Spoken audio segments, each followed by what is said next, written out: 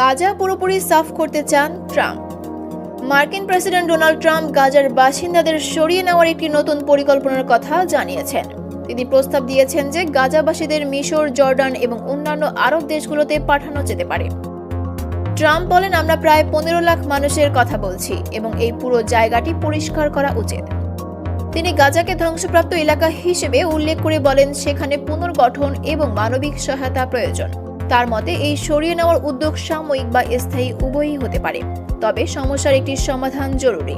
গাজার সংঘাতে গত 15 মাসে 46,000-এর বেশি মানুষ নিহত এবং লক্ষাধিক আহত হয়েছেন। সংঘাতের কারণে 24 লাখের বেশি মানুষ গাজা থেকে বাস্তুচ্যুত হয়ে মানবেতর জীবনযাপন করছেন।